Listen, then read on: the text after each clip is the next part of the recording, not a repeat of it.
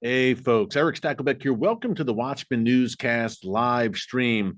We reported earlier this week about this major Israeli raid in Syria, striking several Iranian military sites inside Syria.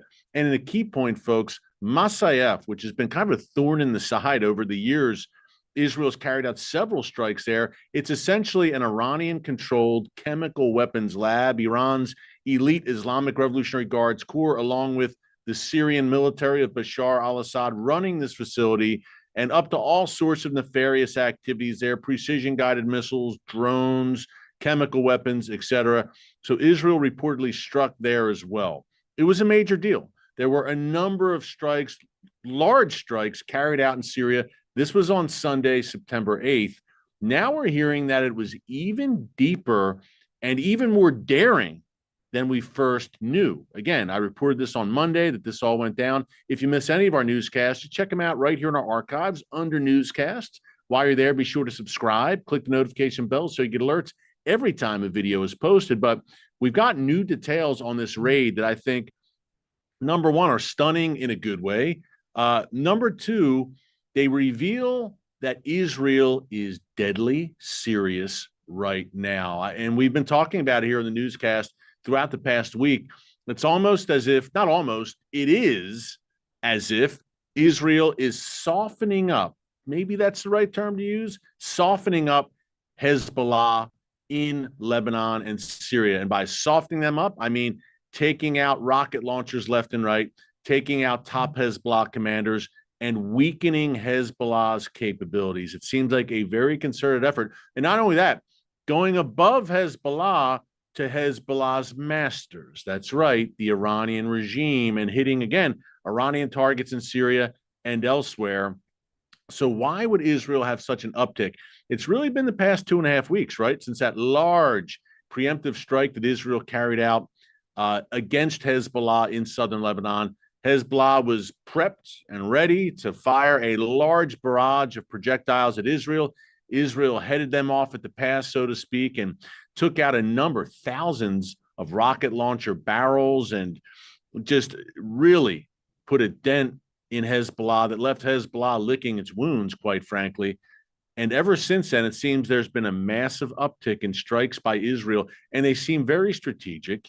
And Yoav Gallant, the defense minister, said just this week that we're getting ready, Israel, to go in on the ground against Hezbollah, add it all up, and that makes this raid that we saw on Sunday, again, new details emerging about it in just the past 24 hours.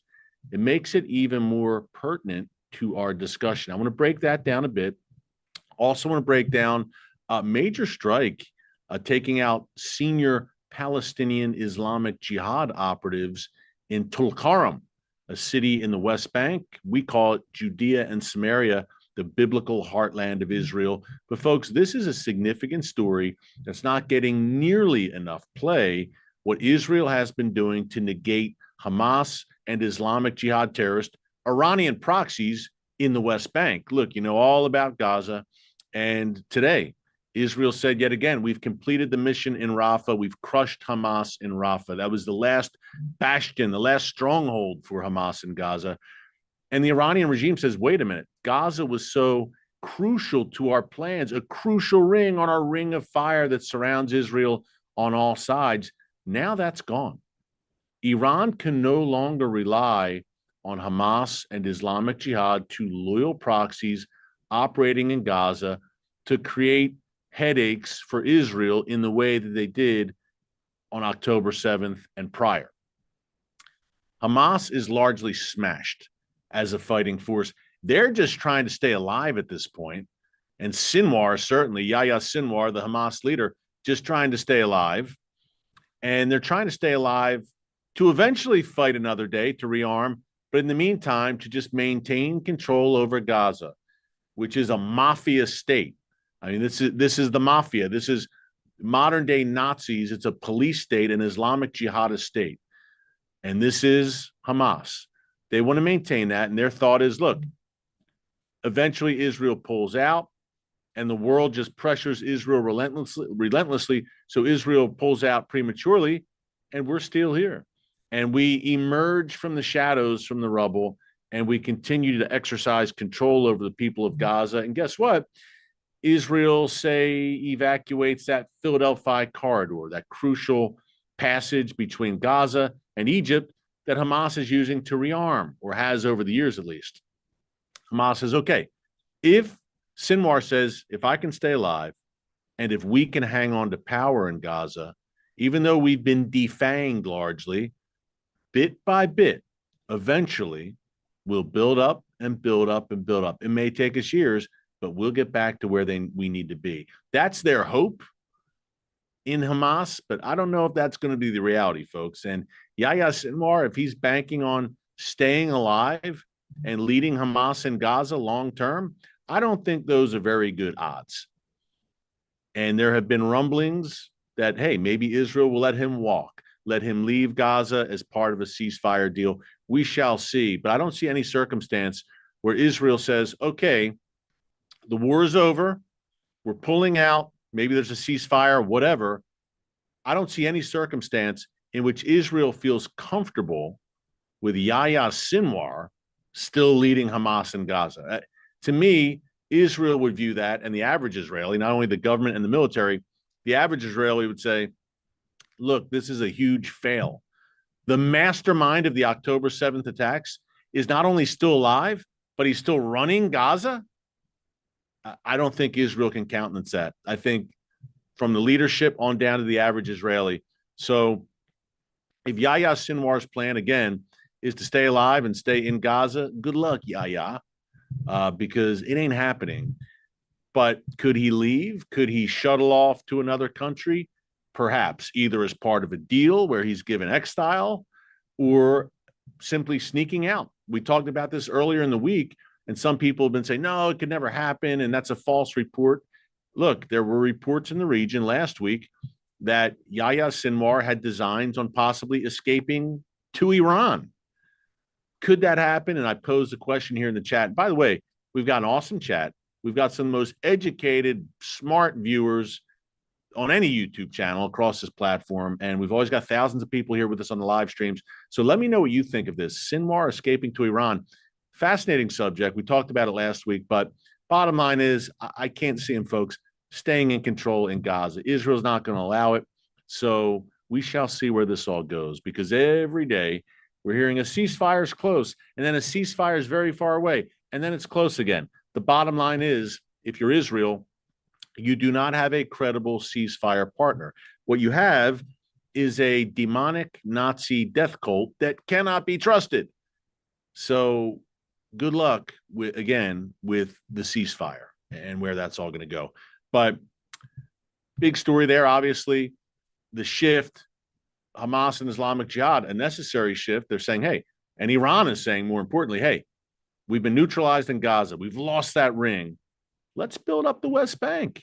What about Judea and Samaria? Can that be a new ring for us? Can we duplicate what we did in Gaza in the West Bank? Now, I don't think that's possible, number one, because you've got hundreds of thousands of Israelis living in Judea and Samaria, the biblical heartland. But in the very least, they can create a whole lot of havoc, can Iran and its proxies in those areas. Think of Nablus, Jenin, Tulkarm, which I mentioned. Look, the Iranian regime has been smuggling weapons into the West Bank through Jordan and through other means, I'm sure, and they're trying to build up operations there. Here in the newscast, we've called it Iran's new front. And folks, make no mistake about it, that's exactly what they're trying to do. They're trying to build up that new front.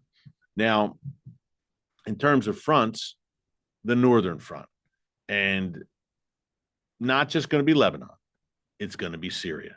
That's why we've called it Great Northern War. The entire north to Israel's north, Lebanon, Syria, next door neighbors, it's going to encompass the entire region. Look, we're not date setters here. No one knows, but the rumblings continue. Israel's going in. Israel's going in. Yoav Gallant, the defense minister, said earlier this week, we're going in. Get ready. When's that going to be? We don't know. Does the election? Here's another question for you. And I want to break down this Syria raid, okay? But this is just some backdrop, and then we want to really dig into this. Folks, it's fascinating. You're going to want to hear this. But here's a question before I dig into it. Does the U.S. election factor into all of this? Donald Trump, Kamala Harris, is Israel weighing that, the outcome of the election? And is Iran weighing that? Is Israel saying perhaps, you know what? Let's wait. Obviously, the Biden administration has been tying Israel's hands at every turn, gnashing its teeth, and trying to restrain Israel from not only going into Lebanon and taking on Hezbollah, but from going into Gaza and finishing the job in Rafah, for instance. Thank God Israel ignored that advice, if you can call it advice, that pressure, I should say. But does Israel say, you know what? If Trump wins, he gets inaugurated January 21st, I guess, or thereabouts, then we'll go in. Let's wait till we have someone friendly in the White House, an ally, and then we go in. Could Israel be weighing that? I'm sure it's been discussed, because if Israel goes in now, you've got an unfriendly, or look, if Israel wait, or on the flip side, what if Israel does not go in now and Kamala Harris takes power, God forbid, in January, and you've got a hostile, you think the Biden administration's hostile, and she's a member of it. When she's at the head with Tim Walz as her vice president, it could get a lot more hostile. So Israel, I'm sure, is weighing all of this. If we wait, what happens? There's no guarantees here. And then you have to think that the Iranian regime is weighing things.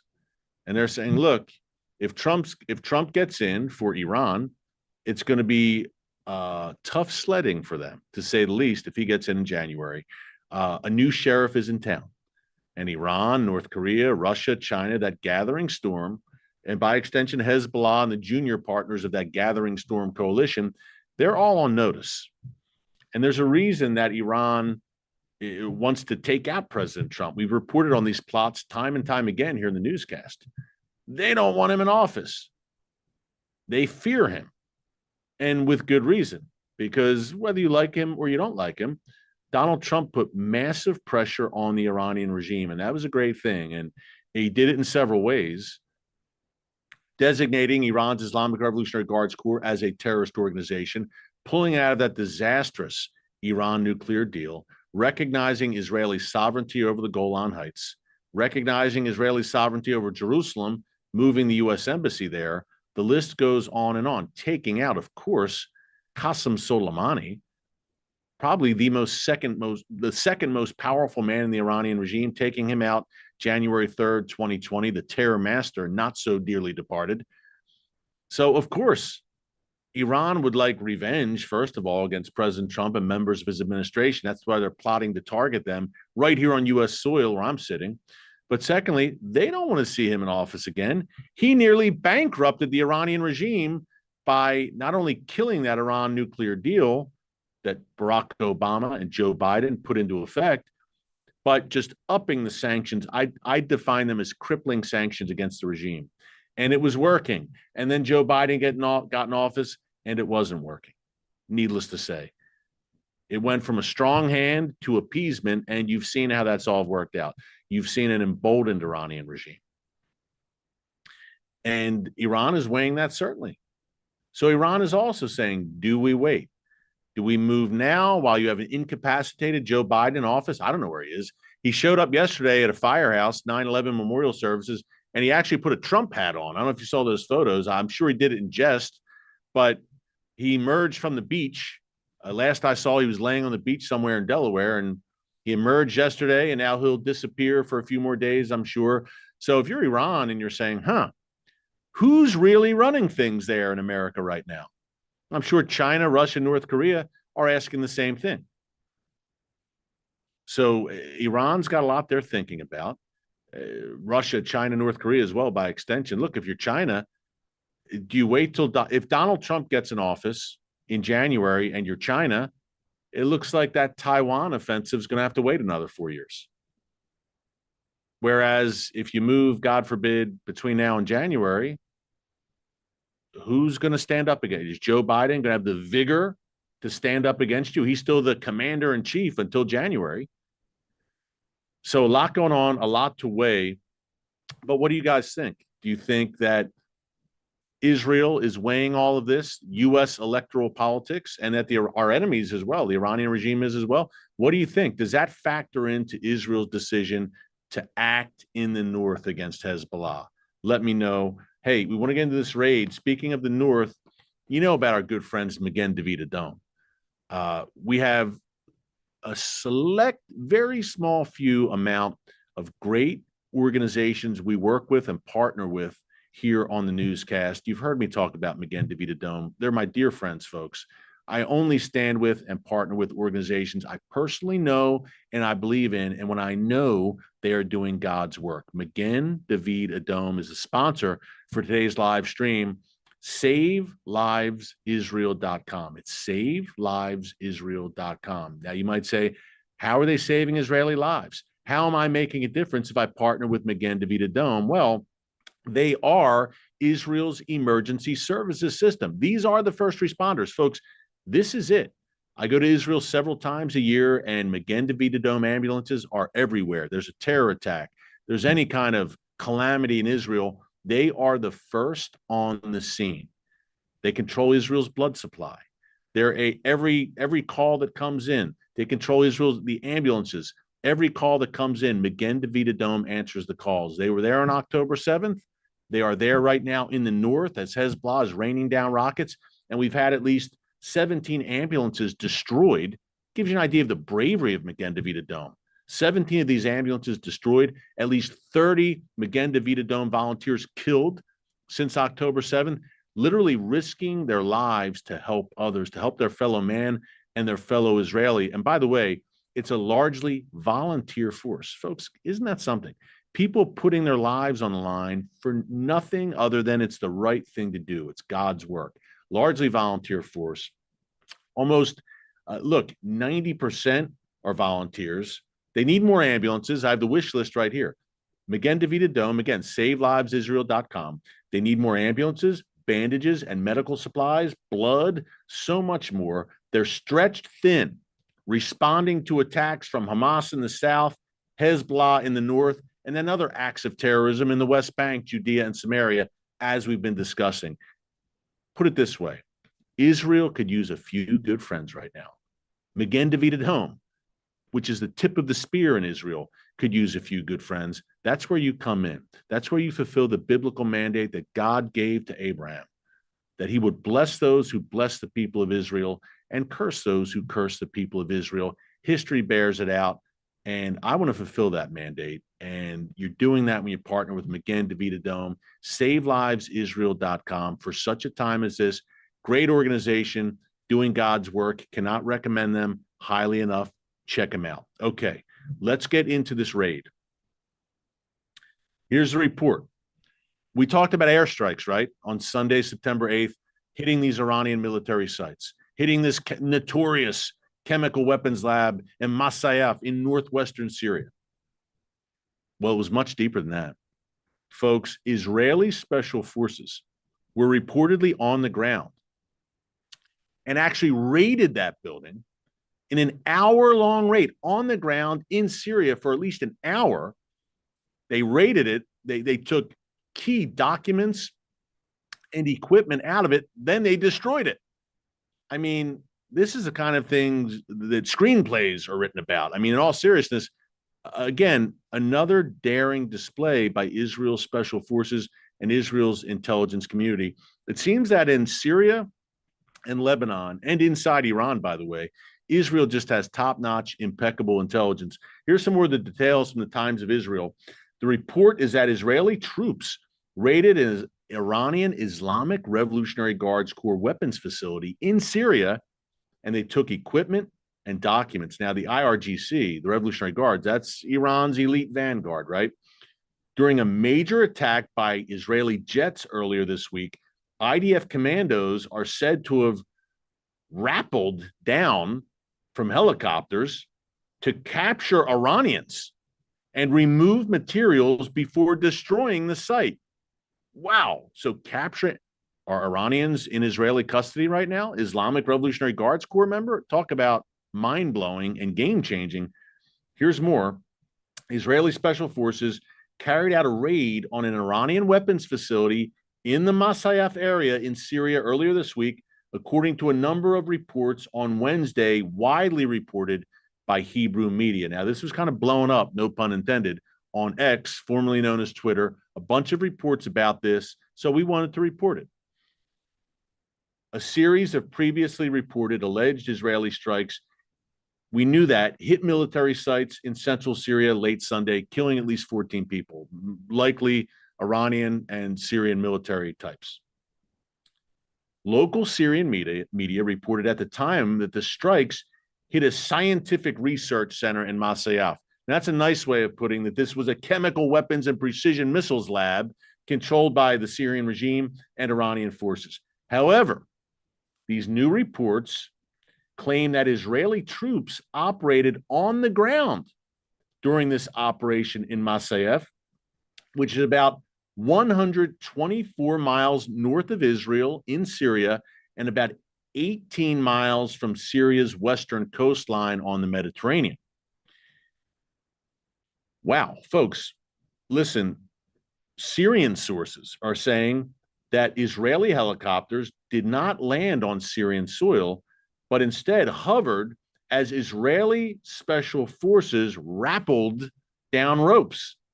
The report said there were violent clashes in which 3 Syrians were killed and 2 to 4 Iranians were captured.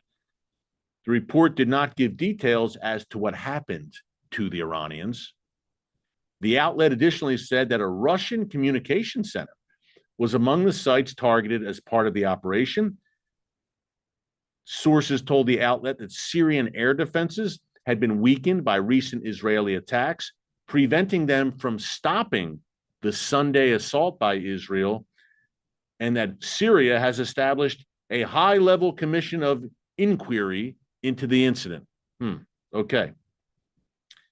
Axios also reporting, a news site here in the States, citing 3 sources familiar with the operation. The elite Shaldag unit of the Israeli Air Force carried out the raid, according to Axios. It also reported that Israel informed the United States before the operation was slated to take place and was not met with any resistance from the White House. Thank God. Wow. And then a Middle East researcher, Ava, I can't even pronounce her last name. I'm good with these names. I'm in the Middle East all the time.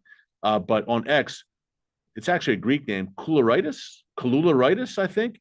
She said she was told by a security source, and I was following her thread on X, that the IDF operation had targeted an Islamic Revolutionary Guards Corps facility for the development of ballistic missiles and drones that also provided logistical support to Hezbollah. And airstrikes were to stop the Syrian troops from reaching the area. Amazing. So Israel essentially provided air cover as Israeli special forces went to work. Folks, a lot to take in there, I know, and various sources from the region. Is there kernels of truth in all of it? Some of the people going with this are credible. Look, I mean, Axios, certainly left-leaning when it comes to domestic issues here in the United States, but are looked at as a credible source. And others as well in the region, which are credible, that I've been following and keeping up on top of this. So something happened there on Sunday night, September 8th, in and around Masyaf, where that chemical weapons lab, which again, I said earlier, it's been a long-standing thorn in Israel's side. Israel's carried out airstrikes there for years. But it seems the Iranian regime and Assad have not gotten the memo, and they keep going to the well and building that back up again. So something very significant happened there. And again, I think it goes back to Israel softening up Syria and Lebanon for that coming great northern war, for that coming offensive. Look, if drones, precision-guided missiles, and chemical weapons are being developed in this Masyaf building that the IDF apparently destroyed in this daring raid, then that is a major blow to the Iranian regime and by extension to its proxy Hezbollah. So, folks, fascinating. I think we're going to hear a lot more about this. I'll say this. I think the full ramifications of that raid on Sunday have not been understood until now. Slowly, people are saying, oh, wow, wait a minute. And there's been several incidents like this, not only since October 7th and over the past few years, but going back over a decade. Folks, I can remember 2007 when Israel destroyed Syria's nuclear weapons reactor. At first, it wasn't something like breaking news across every news outlet, headlines, Israel destroys Syria's nuclear weapons facilities. it was the kind of event back in 2007 that kind of slowly trickled out over the weeks. And then you were like, and even the months, and then you're like, wait a minute, Syria was building a nuclear weapons reactor and Israel destroyed it. That's a major thing. So again, sometimes what we're seeing is an event happens and you think it's got a certain magnitude of significance, and then more details emerge and the dust settles and you say, wow, okay, now more details are coming forth. This was a very, very big deal, a game-changing sort of operation. So Israel's carried out obviously many daring operations over the years that have blackened the eye of the Iranian regime and then some. Think of 2018, the Mossad going into Tehran and taking those sensitive nuclear documents out of Tehran. And Bibi Netanyahu, at his speech at the UN that year, showed them to the world. You think, obviously, Ismail Haniyeh, the Hamas terror master, killed in a guest house in Tehran, a stone's throw from the regime under their noses. You think of Mohsen Fakhrizadeh, the father of Iran's nuclear weapons program, killed in November 2020. You think of various Iranian nuclear scientists killed, various Iranian nuclear sites sabotaged, ballistic missiles depots sabotaged over the years. So Iran has been hit left and right, and then again left and right. And this is the latest blow. Again, Israel's saying we can hit you anywhere and any place. Now, you would think that would be enough to completely deter the Iranian regime. But they are so demonically driven, folks. This is a key point. And again, ask you to subscribe earlier and join our crew of watchmen and women on the wall here. But I say all that to say, this is current events and news from a biblical perspective, unapologetically. That's what you're going to get here. And this is such a demonically driven foe that Israel is dealing with that they're not going to stop. They're going to be absolutely relentless no matter how hard Israel hits them, until Israel decisively crushes them. And that's the truth. This is no time to mince words.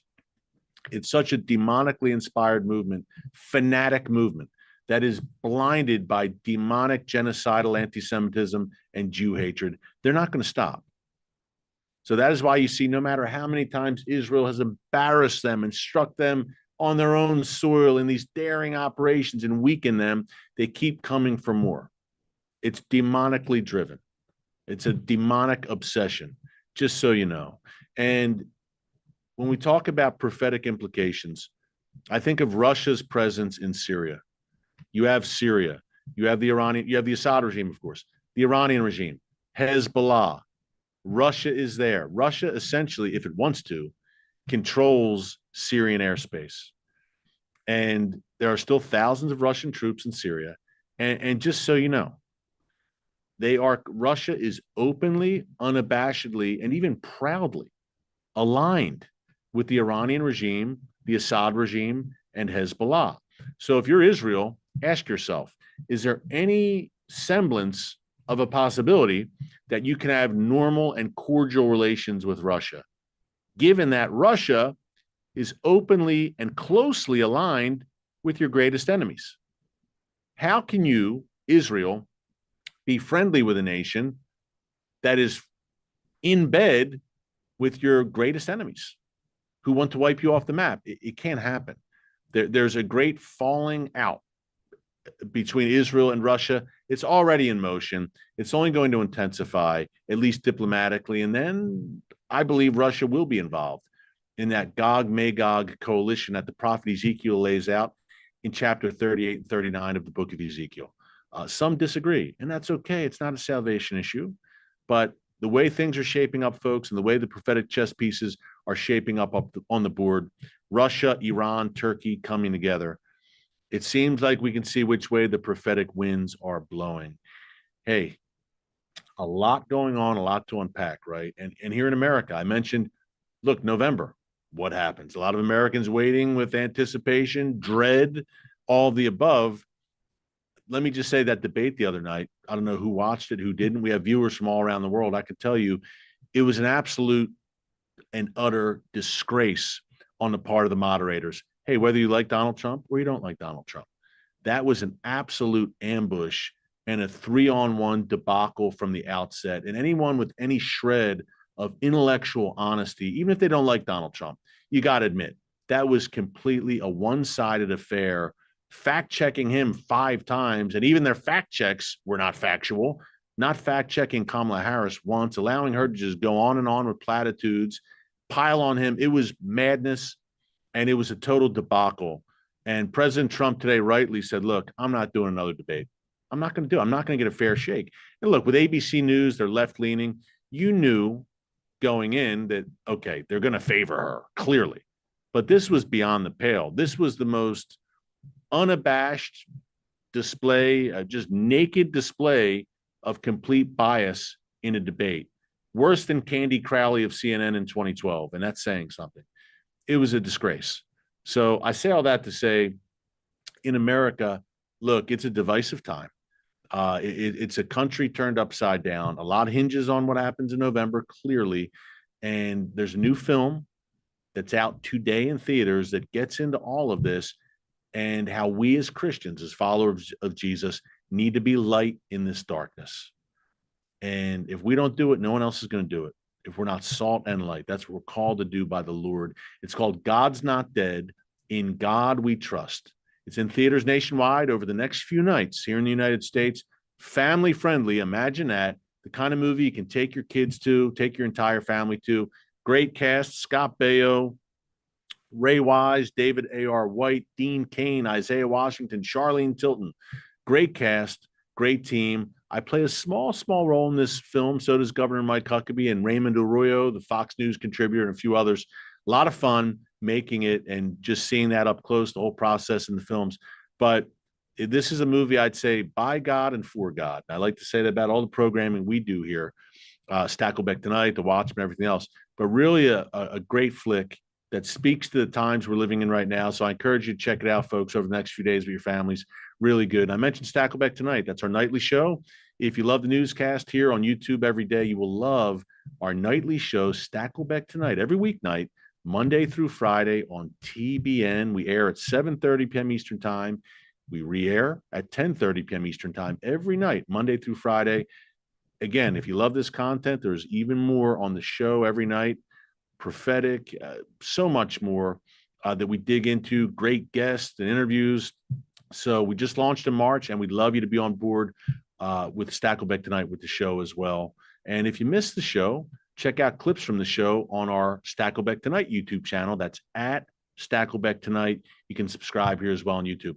A lot going on. We're kind of busy, as you can tell, but it's all good. And for such a time as this, we're getting to work, and we're getting about hopefully doing the Father's business. We serve at the pleasure of the King, King Jesus. Thanks so much for joining us today. Keep it all in prayer. God bless you. We'll see you tomorrow. And remember, never hold your peace. Hey everyone, thanks for checking out the Watchman Newscast. Make sure you hit the subscribe button so you never miss an upload, and tap the bell icon so you're notified every time a new video is posted. And don't forget to share your thoughts, insights, and comments below. Thanks for watching. We'll see you back here tomorrow.